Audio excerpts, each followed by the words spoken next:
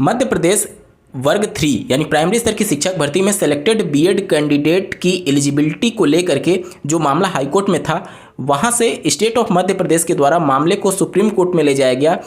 श्री देवेश शर्मा जी की याचिका, जो कि 11 अगस्त 2023 को ऑनरेबल सुप्रीम कोर्ट ने बीएड को अपात्र करते हुए फैसला सुना दिया था, उस फैसले को क्लेरिफाई करने के लिए कि ये जजमेंट चूंकि साइलेंट है उन रिक्रूटमेंट प्रोसेसेस पर जो कि ऑलरेडी स्टार्ट हो चुकी थी या फिर ऑलरेडी कैंडिडेट्स जो बीएड हैं उनको अपॉइंटमेंट दे दिया गया था। तो इन बीएड कैंडिडेट के साथ क्या किया जाए, क्या इनको नौकरी में रखा जाए या फिर इनको नौकरी से बाहर कर दिया जाए, इससे रिलेटेड क्लेरिफिकेशन को लेकर के मध्य प्रदेश स्टेट गवर्नमेंट के द्वारा सुप्रीम कोर्ट में याचिका दाखिल की गई थी। इससे पहले 2 हाई कोर्ट, पहला पटना हाई कोर्ट के द्वारा और उत्तराखंड हाई कोर्ट के द्वारा सेलेक्टेड बीएड कैंडिडेट को उनकी नौकरी से बाहर करने का आदेश दे दिया गया था।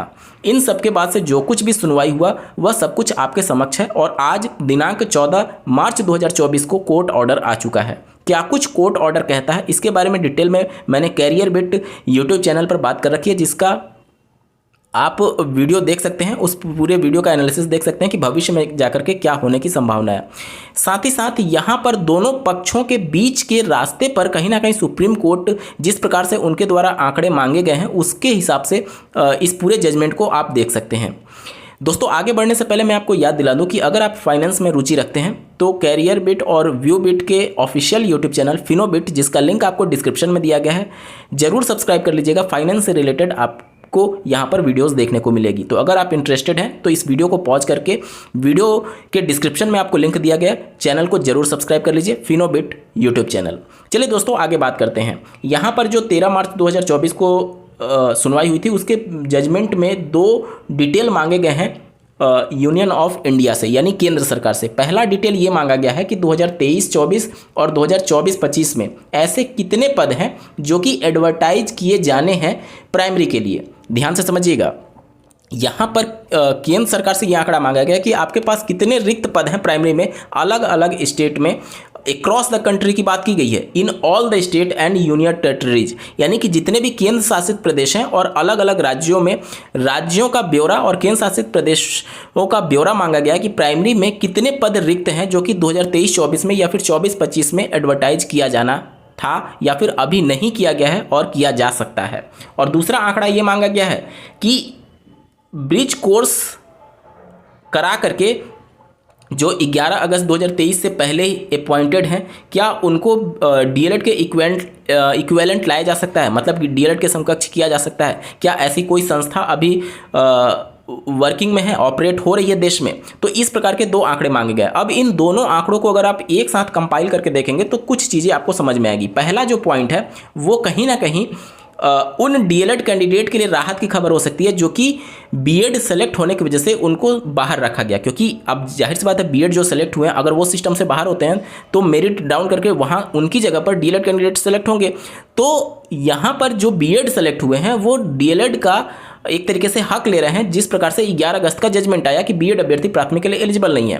तो पहला पॉइंट देखिए, ये मांगा गया है कि 2023-24 और 24-25 को मिला करके कुल कितने ऐसे पद हैं, केंद्र सरकार से पूछा गया है कि जो कि अभी तक एडवर्टाइज नहीं किए गए हैं, येट टू बी एडवर्टाइज की बात की गई है।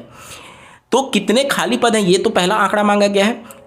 इसका मतलब ये हो सकता है कि जो डीएलएड कैंडिडेट सेलेक्ट नहीं हो पाए बीएड की वजह से और बीएड सेलेक्ट हो गए तो उनको उनकी जगह पर अब चूंकि बीएड को बाहर नहीं निकालना है तो उस कंडीशन में क्या किया जा सकता है कि जो डीएलएड के साथ अन्याय हो रहा है, क्योंकि जो भर्तियां ऑलरेडी सब्जेक्ट टू आउटकम थी, तो उस कंडीशन में अगर इन डीएलएड अभ्यर्थियों को नियुक्ति नहीं दी जाती है, उनके फेवर में फैसला नहीं आता है, तो कहीं ना कहीं ये लॉ के बेस पर डिसीजन इसके अगेंस्ट में हो जाएगा। इस वजह से 2 तरीके की संभावनाएं यहां से निकाली जा सकती है। पहला कि बीच का रास्ता आ सकता है, यानी बीएड के भी फेवर में फैसला आ सकता है और डीएलएड के भी फेवर में। ये तभी होगा जब बीएड कैंडिडेट जो ऑलरेडी सेलेक्टेड हैं उनको बाहर ना निकाला जाए और जो डीएलएड कैंडिडेट बीएड की वजह से सेलेक्ट नहीं हो पाए हैं उनको उन वैकेंट सीट पर अपॉइंट कर दिया जाए।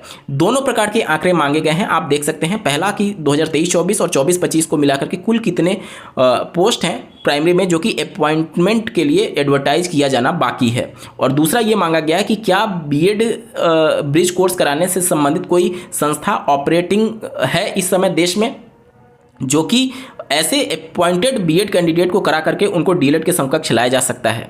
यानी कि केंद्र सरकार से दोनों प्रकार के प्रश्न पूछे गए हैं, पहला रिक्त पदों के बारे में भी और इन बीएड जो ऑलरेडी सेलेक्टेड हैं उनको ब्रिज कोर्स कराने जैसे क्वेश्चन की क्या इस प्रकार की कोई संस्था ऑपरेटिंग में है। तो इस प्रकार के बीच के मामले में देखिए दोनों का यहाँ पर लाभ हो सकता है, बीएड का भी लाभ हो सकता है और डीएलएड का भी लाभ हो सकता है। और अगर बीच का रास्ता आता है तो निश्चित तौर पर जो सेलेक्टेड बीएड कैंडिडेट हैं उनको भी प्रॉब्लम नहीं होगी और जो डीएलएड कैंडिडेट हैं उनको भी प्रॉब्लम नहीं होगी।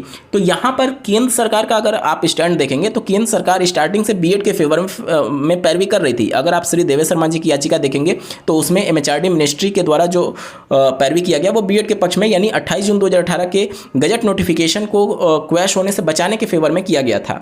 तो यहाँ पर केंद्र सरकार का जो स्टैंड होगा वह तो बिल्कुल क्लियर होगा कि वह बीएड के फेवर में और जाना भी चाहिए, क्योंकि अगर आप देखेंगे तो अभी तक वो बीएड के फेवर में थे, अगर अचानक से अगेंस्ट हो जाएंगे तो ये सीधे तौर पर अपॉइंटेड बीएड कैंडिडेट के खिलाफ उनका स्टैंड हो जाएगा। तो यहां पर देखिए केंद्र सरकार अपना सॉफ्ट रुख दोनों की तरफ अपनाना चाहेगी कि हमारे पास पद भी रिक्त हैं, हम इससे डीएलएड कैंडिडेट को सिलेक्ट कर लेंगे और बीएड कैंडिडेट को सिलेक्ट कर लेंगे। लेकिन क्या ये चीज़ें प्रैक्टिकली हो पाना पॉसिबल है? देखिए एक चीज़ को अगर आप बीच के रास्ते पर जाते हैं तो पहले के ऐसे बहुत सारे जजमेंट है जो कि इसका अपोज करेंगे। सबसे बड़ा जजमेंट जो कि उत्तर प्रदेश का 2017 का, जब 1,37,000 शिक्षा मित्रों का समायोजन रद्द किया गया था, तो उसके दो प्रमुख कारण ऑनरेबल सुप्रीम कोर्ट ने बताए थे। पहला कारण ये था कि उसमें से जो 1,37,000 शिक्षा मित्रों को उस समय डायरेक्टली असिस्टेंट टीचर के पोस्ट पर अपॉइंट किया गया था, 2-3 महीने की सैलरी भी उनको बाकायदा मिल गई थी। तो यहाँ पर उनमें से कुछ टीचर्स ऐसे थे जो टीचर बनने की सारी एलिजिबिलिटी नहीं रख रहे थे, यानी कि कुछ कैंडिडेट उसमें से टेट नहीं क्वालिफाई थे जो शिक्षा मित्र थे। और दूसरा, पहला तो रीजन ये हो गया। दूसरा, सुप्रीम कोर्ट ने ये कहा कि अगर आप बिना एक एडवर्टाइजमेंट जारी किए अगर इनको परमानेंट कर देते हैं तो ऐसे कैंडिडेट जो फ्रेश बीएड और बीटीसी कैंडिडेट हैं उनके अधिकारों का हनन होगा, क्योंकि बिना एडवर्टाइजमेंट जारी हुए, बिना भर्ती में सम्मिलित होने का मौका दिए बिना 1,37,000 पदों को आप उन नॉन क्वालिफाइड शिक्षा मित्रों से भर रहे हैं जो कि आप डायरेक्टली उनको समायोजित कर रहे थे। तो यहाँ पर दो पॉइंट था, पहला कि उनमें से कुछ टेट क्वालिफाई नहीं थे और दूसरा कि आप इस प्रकार से जो फ्रेश बीएड डीएलएड कैंडिडेट हैं उनके अधिकारों का हनन कर रहे हैं। अब यहाँ पर अगर पहले पॉइंट को देखेंगे, अगर सुप्रीम कोर्ट का रुख इस प्रकार से हो सके कि जो डीएलएड सेलेक्ट नहीं हुए बीएड की वजह से, अगर उनको इन जो पद रिक्त हैं उन पर अगर नियुक्ति दे दिया जाए तो सीधे तौर पर सुप्रीम कोर्ट के 2017 के उस जजमेंट का ये वायलेशन होगा जिसमें ये कहा गया कि अगर आप बिना एडवर्टाइजमेंट निकाले उन पदों पर उन लोगों को नियुक्ति दे रहे हैं तो इससे फ्रेश बीएड डीएलएड कैंडिडेट जिनको मौका मिल सकता था भर्ती में शामिल होने का, उसके अधिकार का हनन हो रहा है। तो अब इन सभी चीज़ों को लेकर के कहीं ना कहीं मामला उलझेगा। तो यहाँ पर सुप्रीम कोर्ट जब अपना कोर्ट डिसीजन देगी तो ये सभी चीज़ें जस्टिफाई होंगी उनके कोर्ट ऑर्डर में। अभी ये मामला 1 अप्रैल 2024 को फिर से सुने जाने के लिए लिस्ट किया गया है, लेकिन जिस प्रकार से आंकड़े मांगे गए हैं कहीं ना कहीं ये संदेश जरूर जाता है कि बीच का कुछ रास्ते पर सुप्रीम कोर्ट आगे बढ़ सकती है।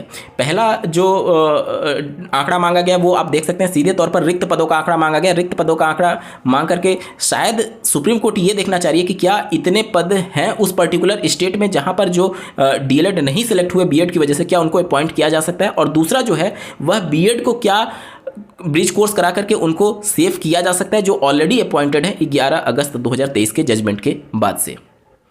तो ये पूरा है, आपको क्या कुछ लगता है कमेंट के माध्यम से जरूर बताइएगा और फिनोबिट यूट्यूब चैनल को इस वीडियो के डिस्क्रिप्शन में दिए गए लिंक से जरूर सब्सक्राइब कर लीजिएगा। इस वीडियो को देखने के लिए आपका बहुत बहुत धन्यवाद। भगवान करे आपका दिन शुभ हो।